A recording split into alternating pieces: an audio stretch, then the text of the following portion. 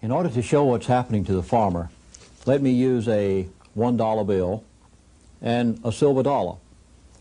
Now on the top of the $1 bill it says Federal Reserve Note. First of all, is it federal? No. Secondly, is it reserve? No, there's no reserve on there anyplace. And is it really a note? Now, according to Webster's dictionary, in order for something to be a legal note, it must have an amount on it somewhere to pay in something. Is there anywhere on that dollar bill that it says it'll pay in any amount of anything? No. Did there used to be a promise to pay on that dollar bill? Yes. What did it at one time promise to pay in? Gold or silver?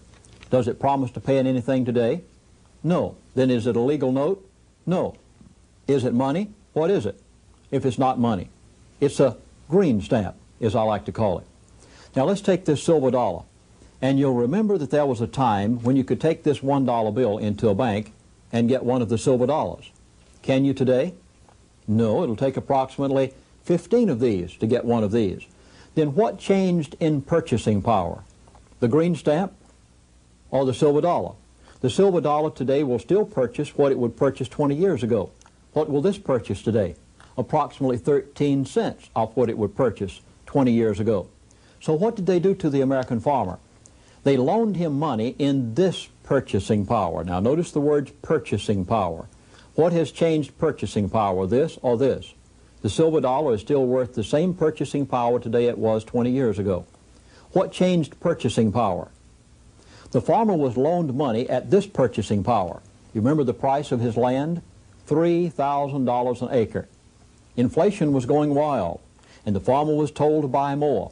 So they loaned him bank interest at this purchasing power. Then his land is now worth $700 an acre. What's the purchasing power now of that land? Here is its value. The farmer borrowed money at this purchasing power, was requested to pay back at this purchasing power. Can he? Total impossibility. You can't do it.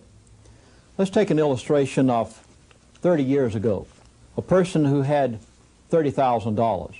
They could have bought three two-bedroom, one-bath houses, could they not? Today, that same individual has $30,000 in a local lending institution getting interest. How many two-bedroom, one-bath houses can they buy with that $30,000 today? Approximately one half of one. Then what did the power brokers of money do? They changed the purchasing power of that person's money in the lending institution. What did they do? They robbed them of approximately 2/3 of its purchasing power. They've done the identical same thing to the farmer. Now we say it's the farmer's fault that he's broke. Quite to the contrary. The farmer is not at fault for being broke at all. It's the fault of the people who stole the purchasing power of the money from the farmer, loaned him at this rate, asked him to pay back at this rate, knowing all the time that they would get the farm for the price of the combine in 5 years. The fall of '80, then they wrote me up then for having a baby without prior approval. Me and my wife, they said I took the bills in December, turned over to them, they said unauthorized expenditure, you need a prior approval first. Then in '81, then they wrote me up in fall '81 for having a heart attack. They said they said they could foreclose on me now because they warned me in '80 not to create an additional medical expense, and I overspent. They said they'd allow me $500 medical bills. I guess some of the things farmers home would do. Well, it makes you feel fighting mad. At the time, they had already browbeaten me down so much I didn't know what to do. It makes you consider suicide or anything else. It makes you want to throw up your hands and quit. They beat me down until I felt I was second class and wasn't worth living. They made me feel like I was, subhuman. But this is just some of the stuff they run me through. Like I say, what they done to me, not so bad, but to watch your family suffer, do without. And the things they done, trying to live on what amounts to about $4,000 a year, and they tell you that's adequate. I jumped him for more money. He said, well, sign up for welfare. You're eligible for it. I said, you want me farming 600 acres of land to go sign up for welfare? I'm supposed to be paying taxes, not spending the taxpayers' money. He said, no, you're farming for us. As we saw back in the Great Depression, it's agriculture really that led the way into the Great Depression. A lot of people think it was a stock market crash and that's what brought it all about. If you get back and review it, you find that agriculture actually went into the Depression back in 26 and 27, and that drug down the rest of the economy because of the huge impact that farmers and agriculture in general has on the rest of the economy. So the danger to the rest of the economy with agriculture being in bad shape is just as great today as it was back before the Great Depression. Usury, quite a subject. Usury is exorbitant interest that's charged to people. The system wants to keep people into a usury situation. After all, it's a vicious cycle where there is no end. And once you get into it, the wealth that you're gaining by your labor is stolen. Usury is condemned in the Bible. God made it very plain that the land of Palestine was not to be involved in usury. God's people in the Old Testament were not to be involved in usury. And usury has brought about the destruction of the American farmer. Because once they get them into a usury or interest system whereby the interest goes so high until the farmer is paying back more in interest than what they can make on their crops, then they can confiscate the farm and get it without paying 1 penny for it. And a good example of that was the Bedford National Bank. My wife and I heard about this, and we decided that we would go to Bedford and see if we could investigate the issue. And I picked this up from the newsstand in the Bedford, Iowa, a little bitty country town down in southwestern Iowa. And it's the Bedford Times, and it says across the front, FDIC possesses 150 bank loans. Then it goes on to say, Army closes Bedford National Bank. Now this story could be multiplied many times all across America. It's nothing unusual. It's happening continuously.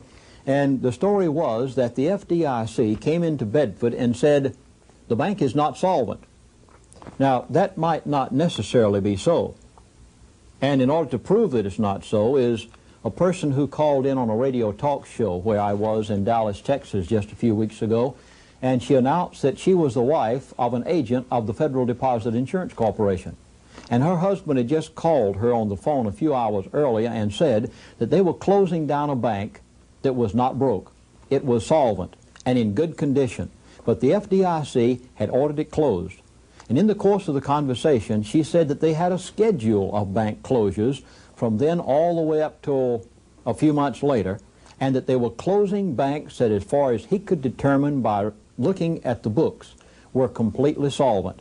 And not only that, but she said that her husband had found out, since he went to work for the FDIC a year ago, that they are not a federal agency, that they are a privately owned corporation. And she said this over the air to approximately 3 million people.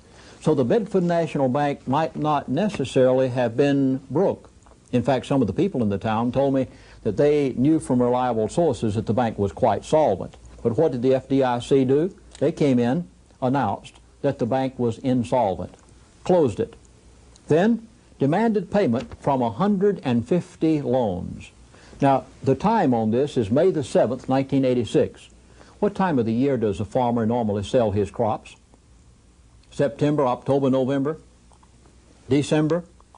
Well, it would be right interesting, wouldn't it, to demand payment on 150 farms in May when the farmer has no money?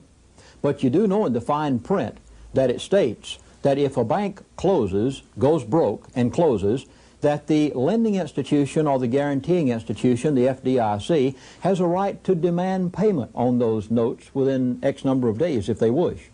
So they demanded payment of 150 notes in that area, most of which were farmers, and they couldn't pay. How are they going to pay? So what happens to the farmer? He loses his farm. Why? Because he couldn't pay a lump sum. So what happened to the area of Bedford, Iowa?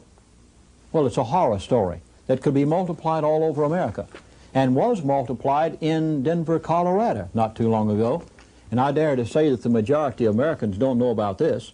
I just happened to be in Denver at the time and picked this up off of the newsstand, the Denver Post, and it says, U.S. stings 156 Colorado banks.